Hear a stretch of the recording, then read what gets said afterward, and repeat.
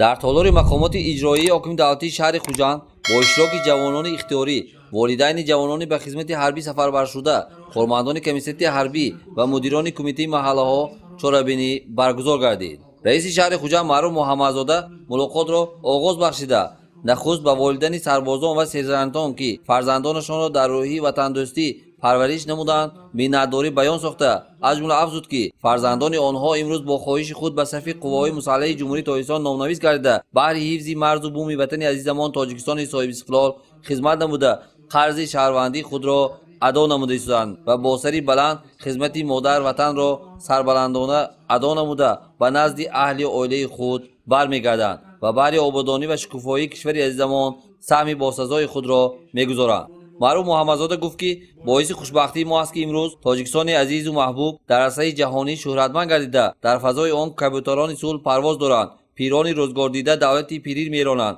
ҷавонони саодатманд дар пешрафти ватани дилоро саҳми хешро мегузоранд ки ин ҳама ба шарофати заҳматҳои шабонарӯзии асосгоҳи сулҳу ваҳдати миллӣ, пешвои миллат, президенти ҷумҳурии Тоҷикистон муҳтарам Эмони Раҳмон ва халқи меҳнатқарин ва шикастнопазири тоҷик мебошад. ба ҳамин хотир қадру қимати сулҳ, ваҳдати миллӣ хеле гарон аст ва ҳар як нафар фарзанди воқеии ватан баҳри ҳифз ва ба наслҳои оянда мерос гузоштани ин арзишҳои муқаддас бояд кӯшиш намояд. таъкид шуд ки ҳамасолат табқи фармони президенти ҷумҳурии Тоҷикистон, сарфармондаи олии қувваҳои мусаллаҳи кишвар муҳтарам Эмони Раҳмон дар кишвари мо маъракаи даъвати ҷавонон ба хизмати ҳарбӣ баро монда шуда, аз шаҳри Хуҷанд низ ҳамасола садҳо нафар ҷавонони шуҷои ватан баҳри ҳифзи марзу бӯми ватани мо сафарбар карда мешаванд.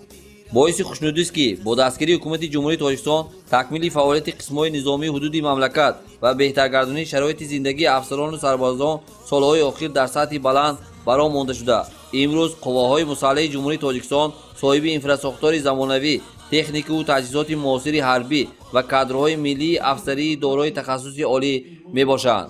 раиси шаҳри Хуҷанд Маъруф Муҳаммадзода гуфт ки аз шароити хуби қисмҳои низомии кишвар худи волидайни сарбозон ва сержантон ба таври пурра огоҳӣ доранд, зеро ҳамасола бо дастгирии мақомоти маҳаллӣ волидайн ва хешу ақрабои навазкорон ба дидори фарзандони хеш сафарбар карда шуда, худ шоҳиди шароити хуби қисмҳои ҳарбӣ гашта истоданд. имрӯз ягон муаммо вобаста ба вазъи хизмати ҳарбӣ дар қисмҳои низомӣ мавҷуд нест. фақат ҷавонони мо бо амри дилу пок қарзи шаҳрвандии худро дар назди ватан адо намоянд. иттилоъ дода шуд ки имрӯз дар ин толор як қатор ҷавонони шаҳри Хуҷанд ҳозир омаданд ки бо хоҳиши худ мехоҳанд ба сафи қувваҳои мусаллаҳи ҷумҳурии Тоҷикистон номнавис гарда қарзи шаҳрвандии худро дар назди ватан адо намоянд. дар анҷоми мулоқот шаҳрдор аз волидайни сарбозони ихтиёрӣ сафарбаршуда хоҳиш намуд ки барои даъват намудани ҷавононе ки имрӯз ба ҳар восита аз хизмати ҳарбӣ саркашӣ менамоянд, корбарӣ намуда, онҳоро баҳри адо намудани қарзи шаҳрвандии хеш ҷалб намоянд. сипас ба як қатор волидайни сарбозон мактуби миннатдории вазири мудофиӣ ҷумҳурии Тоҷикистон генерал-полковник Шерали Мирзо тақдим карда шуд. дар анҷоми мулоқот аз ҷониби раиси шаҳри Хуҷанд Маъруф Муҳаммадзода ҷиҳати босифат гузарондани маъракаи даъвати тирамоҳии ҷавонон ба хизмати ҳарбӣ ба масъулини дахлдор дастуру супоришҳои мушаххас дода шуд.